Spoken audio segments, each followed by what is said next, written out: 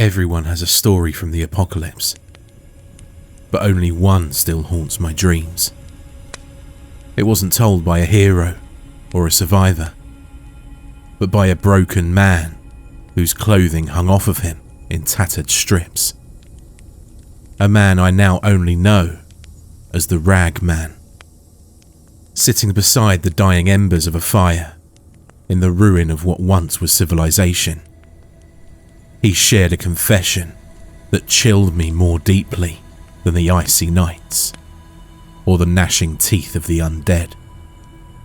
Because the Rag Man's story wasn't about fighting monsters. It was about becoming one. I'll always remember the Rag Man. Not necessarily for the rags of clothes he wore, his 1,000-yard stare, or his way of talking like he was the only one listening, but for the story he told me. You see, stories have become our method of introducing ourselves. The other questions we'd normally ask have now been rendered useless. There's little point in asking what your job is when you have no job. There's no point in asking what their favourite TV show is when there's no longer any real functional electrical system. There's no point in asking about their family. Well, you get the point. I have no real method of telling time anymore, but if I had to hazard a guess, I'd assume at least 2 years have passed since it all started. It feels longer than 2 years since those undead things came along and began to gnaw down on population to nothing but bones. When they came, the modern world was lost. Generators fell into disrepair, and we were plunged back into what felt like colonial times. I was a huge fan of movies, which unfortunately were one of the many casualties of the undead. I've since picked up a new hobby. You could call me a collector of sorts. I gather stories. I collect all sorts of stories, but the ones that intrigue me the most are people's experiences from the zombie apocalypse. Those stories are the most appealing to me because everyone has their own unique experience. They usually pertain to what they were doing the day of the initial outbreak. Some are sad, some are funny. Like this one about a girl who decided to try DMT for the first time in her life and thought the zombies were a hallucination brought on by a bad drug trip for a week straight, before realising that that was way too long to be hallucinating.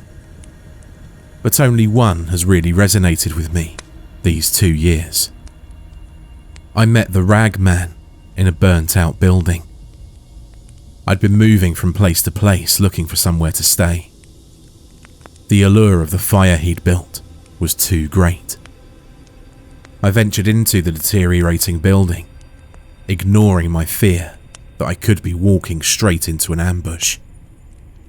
I just wanted a place to stay for the night, where I wouldn't drift off to sleep in fear that I'd be woken up by one of those things gnawing on me. I found the Rag Man crouched in front of the fire. He barely acknowledged my presence. Where most would draw their weapon and demand I identify myself, he merely craned his head up to take a quick look at me before dropping it back down to the crackling fire. I took this as an invitation and sat down near the warmth. It had been the first time in weeks that I was able to warm up my body from the cold night air. The crackling and roaring fire brought back memories of spooky campfire tales and roasting s'mores. I call him the Rag Man because he gave me no formal introduction. He was a haggard-looking man in about his 50s.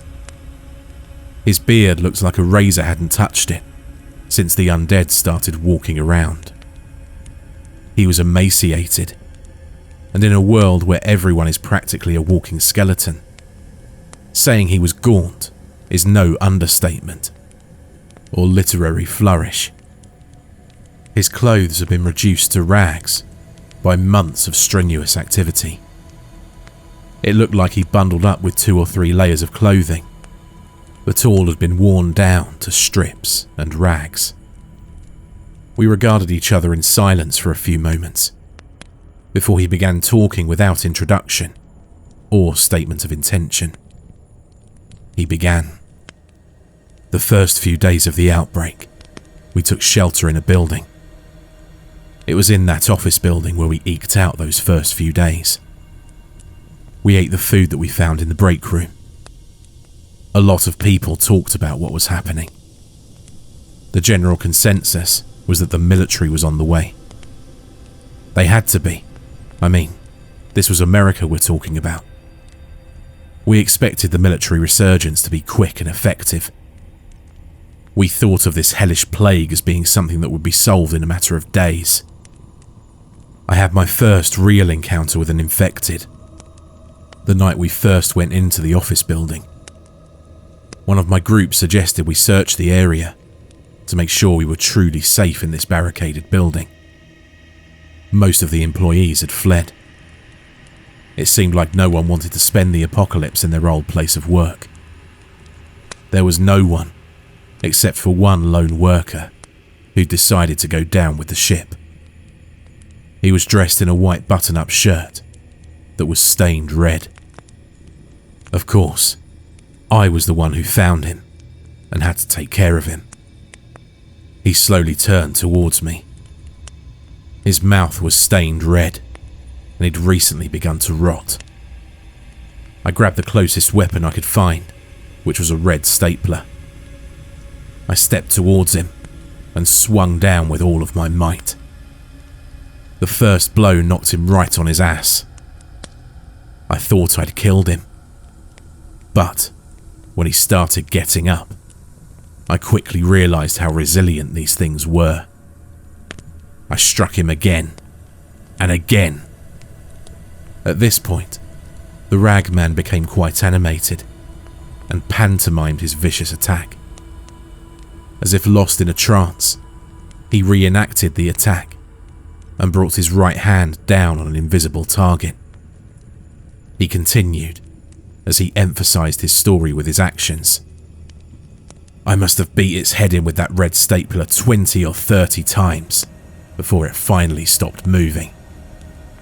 I took one last look at that bloody, bony mess that was once its face, before I threw up in a nearby trash can. I dragged the body over to a window and shoved it out. I didn't watch it land on the street below. I went back to the others and didn't breathe a word about what I'd done. I wasn't sure why I never told them. I think in the end, it was a few parts guilt and a few other parts not wanting to scare them. I just killed what was once a man, quite brutally. I'd beat him to death with a stapler in my hand, until his face split open and his brain started leaking out. The other part was fear. I didn't want to scare them by letting them know there were those things here in the building, and they were practically impossible to kill. Looking back on it now, I wish I'd told them. We sat huddled in that building for days. I mentioned maybe leaving to find another place or scavenge for food, but my thoughts were quickly shot down. They were convinced that the army was coming to the rescue, and they were only days away. They didn't want to risk going out into this new and dangerous world. They just wanted to hunker down and wait. We woke up the next day to the sound of a helicopter flying overhead. It took me a few seconds to make the connections. The others knew the implication right away, and they shot to their feet and began tearing away the makeshift barricade we'd set to keep those flesh-eating fiends out. They flew out into the streets, waving their hands and trying to catch the helicopter's attention. They made so much sound. They thought the helicopter was the military coming in to save the day. I didn't. I saw it as the last dying gasp of the entire system collapsing under the onslaught of the dead. That helicopter wasn't here to begin the evacuation of civilians. If anything, it was fleeing from the base, as the undead creatures swarmed over it and gnawed everything to bones. I stood in the doorway and watched them shout and wave. It was in that moment I realized the difference between me and them. It was hope and fear.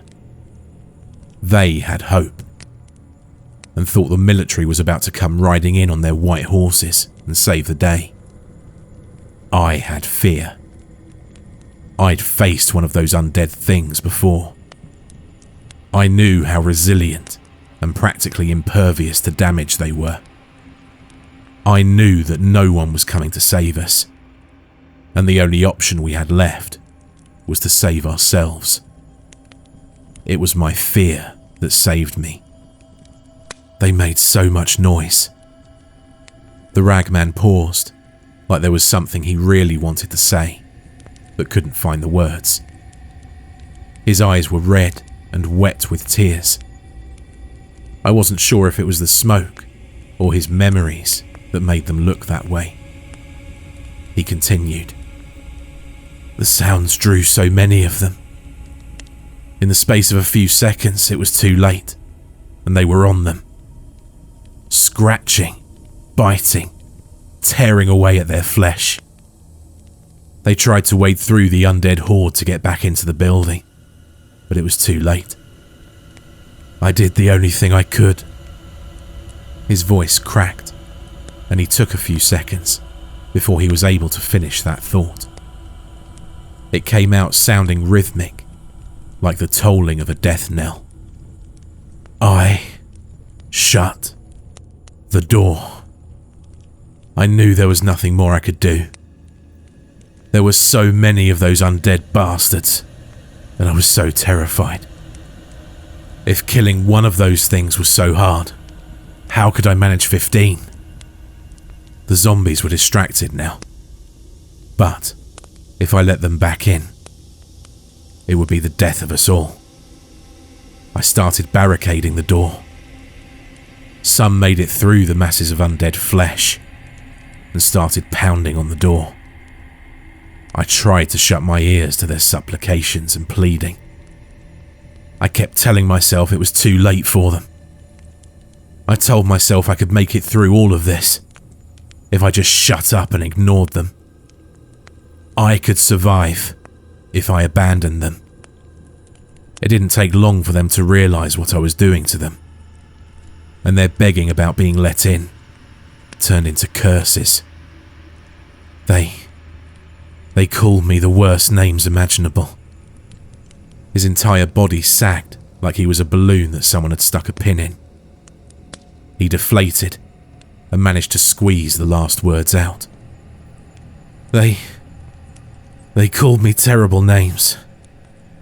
They called me friend, husband, father. They... He completely sank into himself and dissolved into tears. He sobbed and wept incoherently. He said nothing for the rest of the night, and I said nothing to him. There was nothing I could say to him, nothing I wanted to say to him. We both went to sleep on separate sides of the fire, and despite the warmth, I felt a chill throughout my body. I'm not sure why the ragman told me that story. Did he want someone to confess to? Did he want to be punished for abandoning his family? I'll never know the answer to that question, because when I woke up the next morning, the haggard, ragged man was gone. Only the smouldering fire was left behind as proof that he'd in fact existed. To be perfectly honest, I'm not even sure if he was even alive to begin with. I mean, how could a man survive after something like that? After losing No, abandoning his family. Was he just another victim of the zombies? Or was he just another one of the walking dead?